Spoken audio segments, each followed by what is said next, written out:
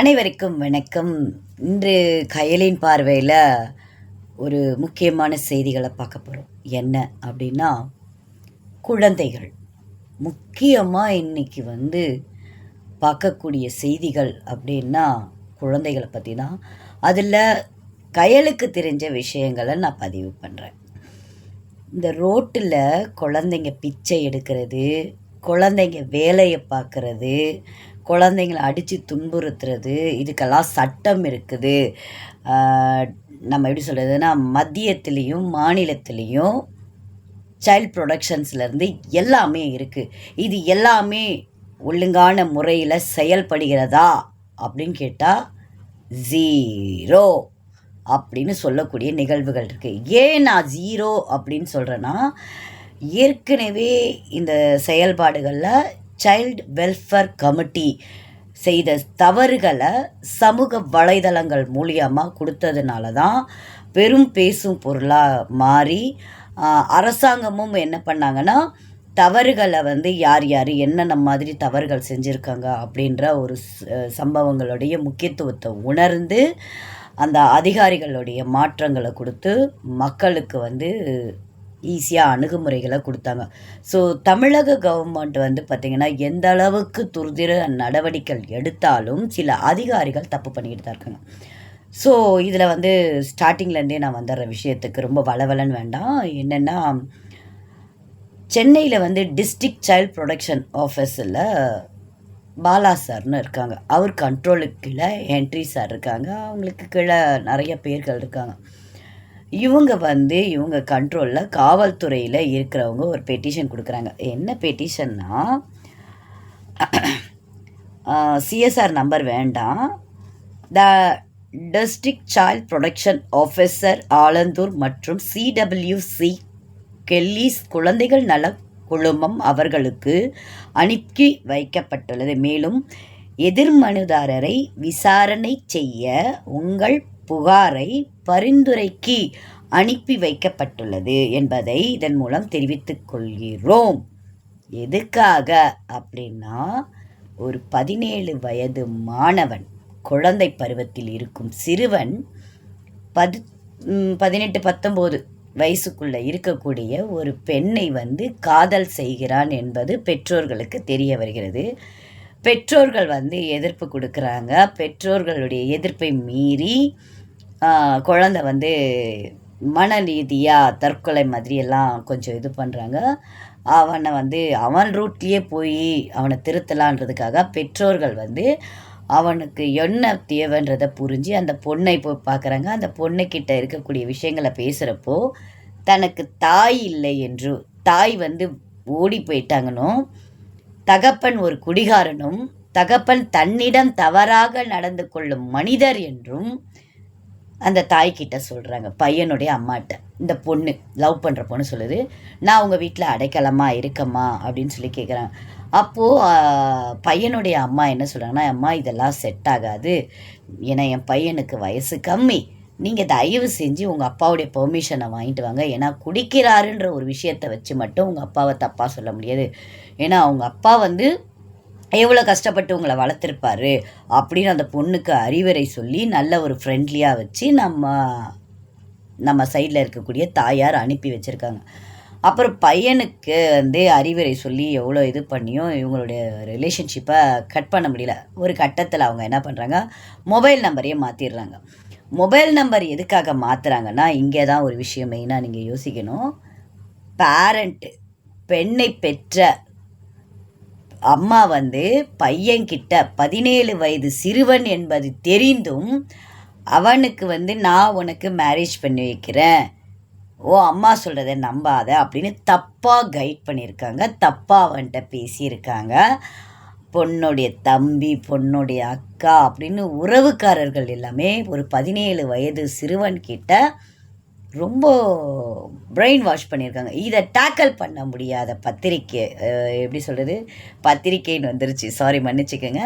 இதை டேக்கிள் பண்ண முடியாத தாயார் அவர்கள் பத்திரிக்கைக்காக நியூஸ் கொடுக்க போகிறாங்க. ஆனால் இது குழந்தைகள் நியூஸுன்றதுனால எடுக்க முடியாதுமான்னு நாங்கள் எங்கள் சைடில் சொன்னோம். அவங்க தொடர்ந்து ஜேசி வரைக்குமே வந்து சந்திச்சிருக்காங்க.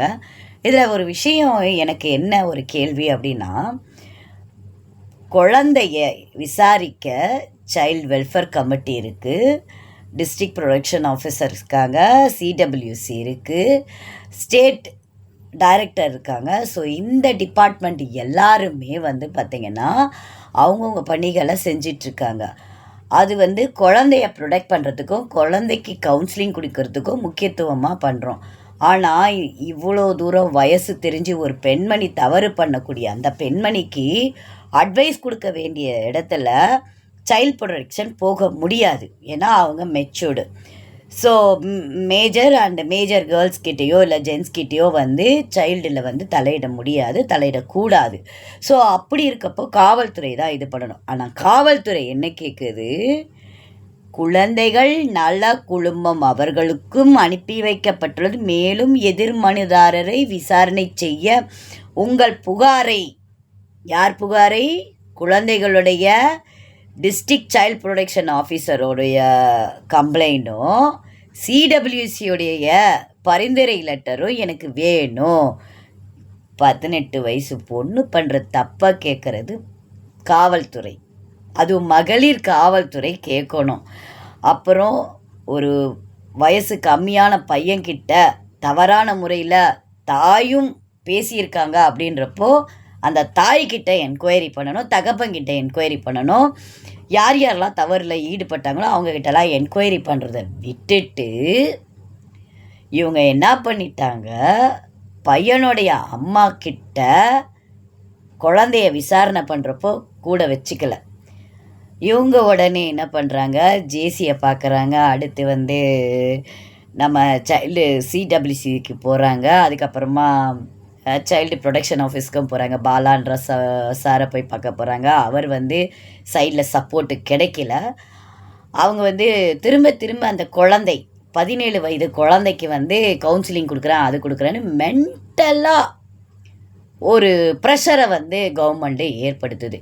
அப்போது இந்த குழந்தையோடைய அம்மா வந்து சொல்கிறாங்க, இனிமேல் என் குழந்தைக்கு நீங்கள் அட்வைஸே பண்ண வேண்டாம், 18 வயசுல இருக்க பொண்ணு மேலே நீங்கள் ஆக்ஷன் எடுங்க, இல்லைன்னா விட்டுடுங்க, நாங்கள் ஏழைங்க, எங்களால் என்ன பண்ண முடியும் உங்களை எதிர்த்து அப்படின்னு சொல்லி கண்ணீர் விடுறாங்க. இதை ஏன் இந்த நேரத்தில் இந்த செய்தியை கொடுக்குறேன்னா, நம்ம ரீசெண்டாக வந்து சிடபிள்யூசியில் நடந்த பிரச்சனைகள் எல்லாமே தெளிவாக கொடுத்துருந்தோம். ஆனால் அந்த செய்திகளில் வந்து பார்த்திங்கன்னா நிறைய அமுக்கப்பட்ட உண்மைகள் இருக்குது. ஆனால் மாட்டியிருக்காங்க, அரசாங்கம் சில விஷயங்கள் நல்லது செஞ்சுருக்காங்க. அதனால் செய்த நன்றியையும் சொல்ல வேண்டும், செய்த துரோகத்தையும் சொல்ல வேண்டும் என்பது தான் கைலின் பார்வை. சரிங்களா? ஸோ நம்ம அரசு வந்து என்ன பண்ணியிருக்காங்க, சிடபிள்யூசியில் சில மாற்றங்களை கொடுத்து புது ஆட்களை எடுத்து அவங்கள பணி நியமனம் வந்து கொஞ்சம் டைம் எடுத்து வைக்கிறாங்க. இதுக்குள்ளே பாதிக்கப்பட்ட அம்மா வந்து அவங்கக்கிட்ட பேசுகிறப்போ உங்களுக்கு நாங்கள் லெட்ரு கொடுக்க முடியாதுன்னு, இவங்களுக்கு லெட்ரு கொடுக்கலைன்னா, அந்த பொண்ணு வந்து விசாரணை பண்ணலைன்னா, அந்த குழந்தை இறந்து போச்சுன்னா இதுக்கெல்லாம் யார் பொறுப்பேற்றுக்கிட்டோம்? அரசாங்கம் பொறுப்பேற்றுக்குமா? காவல்துறை பொறுப்பேற்றுக்குமா? Child protection பொறுப்பேற்றுக்குமா? பெற்றவங்க பொறுப்பேற்றுக்குவாங்களா? ஒரு குழந்தைய ரெஸ்கியூ பண்ணுறீங்கன்னா அந்த குழந்தைக்கு என்ன தேவைன்றதை கரெக்டான முறையில் ரெஸ்கியூ பண்ணதை நீங்கள் கொடுக்க முடியுமா? ஸோ ஒரு 1 hour சிடபிள்யூசியில் நான் உக்காந்தாவே சர்ச்சில் ஜோசப் என்ற மெம்பருக்கு ஏன் தான் மண்டை குடைச்சல் அப்படி ஆகுதுன்னே தெரியல. அவர் அவ்வளோ இது பண்ணுறாரு. அதே மாதிரி இந்த டிஸ்ட்ரிக்ட் சைல்ட் ப்ரொடெக்ஷன் ஆஃபீஸில் போய் நம்ம உட்காந்து செய்திகளை கேட்டோம்னா அவங்களும் அப்படி தான் பண்ணிகிட்ருக்காங்க. தொடர்ந்து நீங்கள் உங்கள் தவறுகளை மறைக்கிறதுக்கும் நீங்கள் பண்ணக்கூடிய குற்றங்களையும் வெளியில் கொண்டு வர பத்திரிகையாளர் மீது ஏன் காழ்ப்புணர்வு காட்டுறீங்க? நம்மளுடைய மாநிலத்தில் எவ்வளவோ விஷயங்கள் குழந்தைகளுக்காக நல்லது செய்கிறாங்க. ஆனால் அதை தடுக்கக்கூடிய காவல்துறையினரை நம்ம என்ன சொல்கிறது? இதில் முக்கியமாக என்னென்னா, படித்த மேதாவிகளாக இருக்கும் அதிகாரிகள் கூட இந்த இடத்துல வந்து தப்பு பண்ணியிருக்காங்க. என்ன தப்புனா, 19 வயசு பொண்ணை விசாரிக்கிறதுக்கு, 19ஓ 18ஓ விசாரிக்கிறதுக்கு காவல்துறை தான் விசாரிக்கணும். சைல்ட் கமிஷன் விசாரிக்குமா? குழந்தை கேட்குது, என்னை மெடிக்கல் டெஸ்ட் எடுத்துக்கங்க, ஆனால் இதுக்கு மீறி என்கிட்ட யாருமே பேச வராதிங்க, எனக்கு ரொம்ப அசிங்கமாக இருக்குது அப்படின்றப்போ அந்த குழந்தைய திருப்பி நம்ம ஸ்க்ரூ பண்ணுறது நல்லதா? இது ஏன் புரிஞ்சிக்காம அரசு அதிகாரிகள் நடத்துகிறாங்கன்றது தெரியலை. அதுக்கப்புறமா வந்து பார்த்திங்கன்னா அவங்க மேற்கொண்டு சில அதிகாரிகள் சில அரசியல் தலைவர்கள்லாம் சொல்லி பெட்டிஷன் எல்லாம் கொடுக்க போனதுக்கு அப்புறமா இப்போ அப்படியே போய்கிட்டு இருக்கு.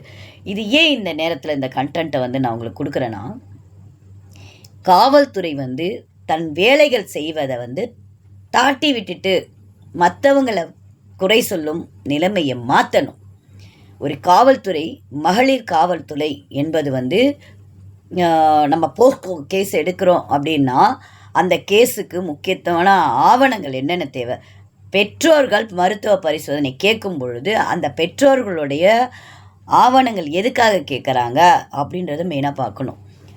இந்த பெற்றவங்க என்ன பண்ணியிருக்காங்கன்னா, இன்ஸ்டாகிராமில் சேட் பண்ண விஷயத்துலேருந்து அவங்க பேசிக்கிட்டது வரைக்கும் பேரண்ட்டு குழந்தைய பொண்ணுடைய அம்மா 17 வயசு பையனை கொல்லுவேன்னு சொன்ன ஆடியோவை கொடுக்குறாங்க.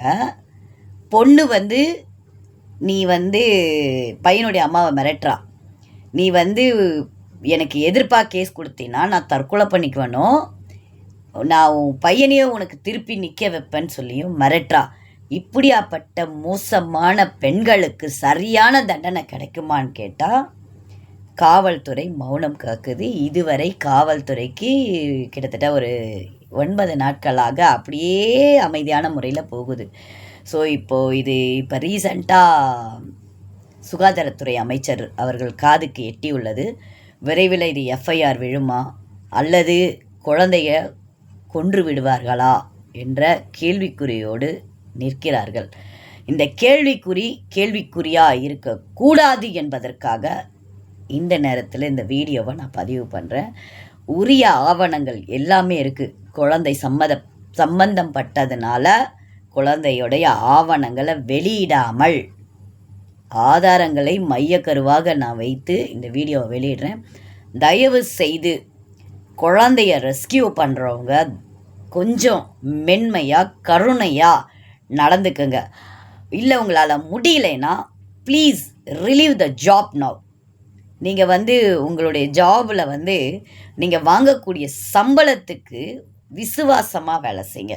ஒரு குழந்தையுடைய மனநிலை கொள்வது வந்து சட்டப்படி குற்றம். இன்னொன்று, குழந்தைய காவல் உடுப்பில் போய் பார்க்குறது, காவல் உடுப்பில் வேன் எடுத்துகிட்டு போகிறது, இதெல்லாம் மிகப்பெரிய தவறுகள். அந்த குழந்தை நாளைக்கு எங்கேயாவது ஸ்டேட்மெண்ட்டில் சொல்லிடுச்சுன்னா காவல் அதிகாரிக்கு வந்து என்ன நடக்கும்னே தெரியல. ஸோ இது நீதிமன்றத்துக்கு போகக்கூடிய சூழலில் வந்திருக்கு.